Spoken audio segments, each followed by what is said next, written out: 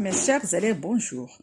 Aujourd'hui, on va découvrir une nouvelle leçon de conjugaison, les verbes pronominaux. D'abord, qu'est-ce qu'un verbe pronominal? Un verbe pronominal est un verbe accompagné d'un pronom personnel qui désigne la même personne que le sujet. Ces pronoms sont me pour la première personne du singulier, de pour la deuxième personne du singulier, ce pour la troisième personne du singulier, nous pour la première personne du pluriel, vous pour la deuxième personne du pluriel et ce pour la troisième personne du pluriel. On les appelle des pronoms réfléchis. Comment se conjuguent ces verbes pronominaux? Prenons un exemple du premier groupe. Au présent de l'indicatif. Premièrement, je vais écrire les pronoms personnes de conjugaison. Après, les pronoms réfléchis. Je me brosse, et le pronom réfléchi, elle est très attachée avec le pronom personnel je.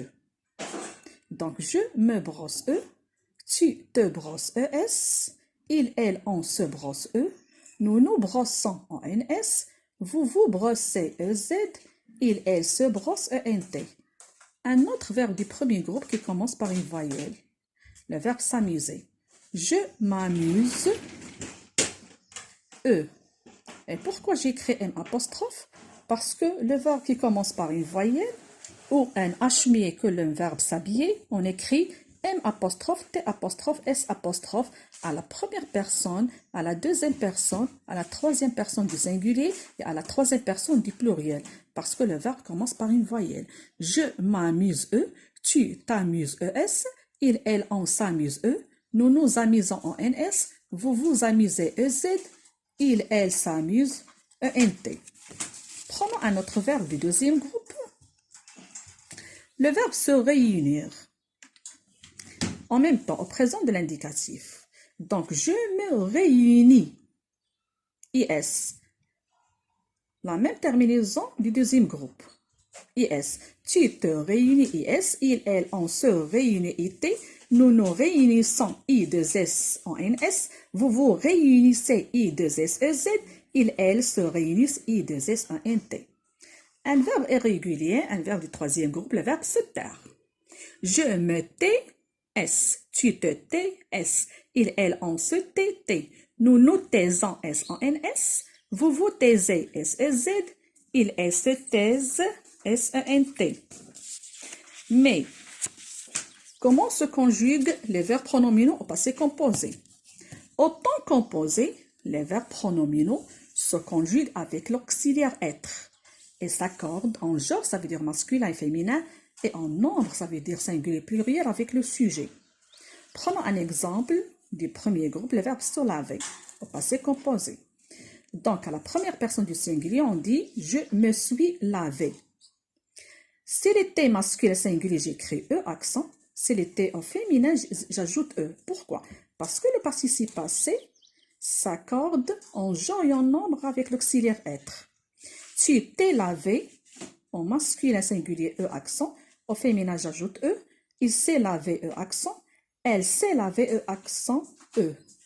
Nous nous sommes lavés, s'il était masculin pluriel, E accent S. S'il était féminin, je vais écrire à la fin, E accent ES. Vous vous êtes lavé, la même chose, s'il était masculin pluriel, E accent S. S'il était féminin, E accent ES. Ils se sont lavés, E accent S.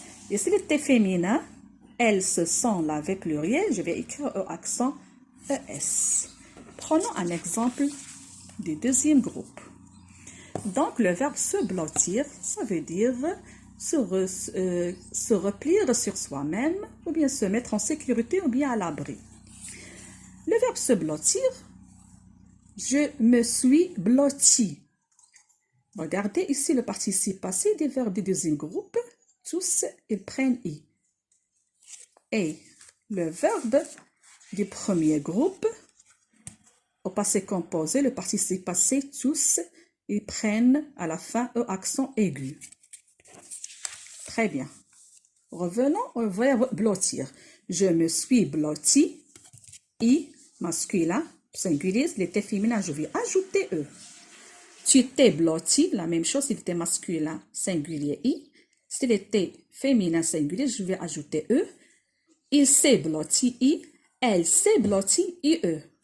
Nous nous sommes blottis, s'il était masculin, pluriel IS. S'il était féminin, pluriel, je vais écrire à la fin IES. Vous vous êtes blottis, la même chose. S'il était masculin, pluriel IS. S'il était au pluriel, je vais écrire à la fin IES. Ils se sont blottis IS. Elles se sont blotties IES. Prenons maintenant un exemple du troisième groupe, le verbe se souvenir au passé composé. Donc, je me suis souvenu, U au masculin singulier. S'il était féminin, je vais ajouter E. Tu t'es souvenu, la même chose, U au masculin singulier. Je vais ajouter E au féminin singulier. Il s'est souvenu U. Elle s'est souvenu UE. Nous nous sommes souvenus US au masculin pluriel. S'il était féminin, je vais écrire UES. Vous vous êtes souvenu s'il était masculin pluriel US. S'il était au féminin pluriel, je vais écrire à la fin UES. Ils se sont souvenus US. Elles se sont souvenues UES. Très bien. Voilà les verbes, comment se conjuguent au temps composé. Maintenant, on va passer à l'impératif présent. Donc, le verbe pronominal est un verbe qui est attaché avec le pronom réfléchi se, à l'infinitif. Donc, ce, lui aussi, se conjugue. Prenons un exemple du premier groupe, le verbe se laver. Donc, on a déjà dit à l'impératif présent, il y en a 3 personnes. La deuxième personne du singulier, la première personne du pluriel et la deuxième personne du pluriel. Regardez, tu te laves, il se conjugue au présent de l'indicatif. Ça veut dire tu te laves, nous nous lavons, vous vous lavez. Mais à l'impératif présent, toujours le sujet n'est pas exprimé. Donc, je vais enlever les pronoms personnels de conjugaison. Donc, te lave. Donc, le pronom réfléchi va se changer de place et va venir ici. Te. Et nous va changer et va venir ici. Vous, je vais lui changer la place. Mais à la deuxième personne du singulier, le pronom réfléchi te, je vais le remplacer par toi. Donc, le pronom réfléchi à l'infinitif qui était ce, il se conjugue lui aussi à l'impératif présent. Donc, à la deuxième personne du singulier, il devient toi. À la première personne du pluriel, il devient nous. Et à la deuxième personne du pluriel, il devient vous. Très bien. Donc, attention quand les verbes pronominaux sont conjugués à l'impératif présent, à la forme affirmative, la place et la forme du pronom réfléchi changent, qu'on a déjà expliqué. Donc, prenons un verbe du premier groupe, le verbe se reposer. À la deuxième personne du singulier, repose-toi. Sans oublier un trait d'union entre le pronom réfléchi et le verbe. À la première personne du pluriel, reposons-nous. À la deuxième personne du pluriel, reposez-vous. Un verbe du deuxième groupe, le verbe se réjouir, ça veut dire éprouver de la joie, être joyeux, gai, heureux. Donc, à la deuxième personne du singulier, réjouis-toi. À la première personne du pluriel, réjouissons-nous. À la deuxième personne du pluriel, réjouissez-vous. Un verbe du troisième groupe, le verbe s'asseoir. À la deuxième personne du singulier, assis-toi. DS. À la première personne du pluriel, asseyons-nous en NS. À la deuxième personne du pluriel, asseyez-vous EZ. Et toujours à la deuxième personne du singulier, la forme du pronom réfléchi qui était te, et devient toi. Et sans oublier que le pronom réfléchi est séparé du verbe par un trait d'union. Très bien. Maintenant, passons à l'impératif négatif.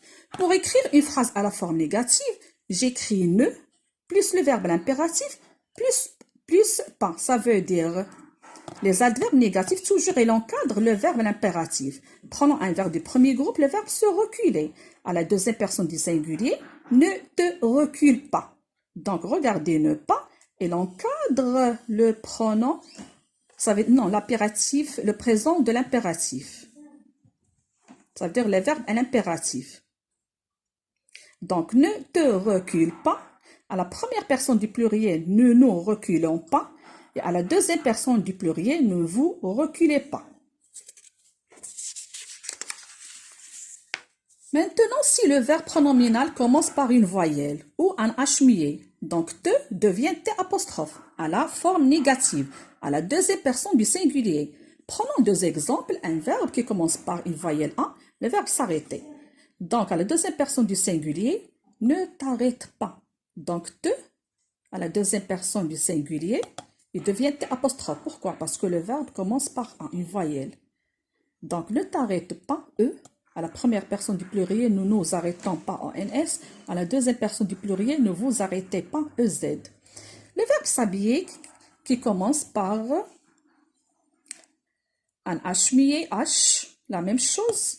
À la deuxième personne du singulier, ne t'habille pas. Regardez, T apostrophe. Au lieu d'écrire te, à la première personne du pluriel, nous nous habillons pas. Et à la deuxième personne du pluriel, ne vous habillez pas. Très bien, voilà la leçon d'aujourd'hui. Merci pour votre attention et à la prochaine vidéo.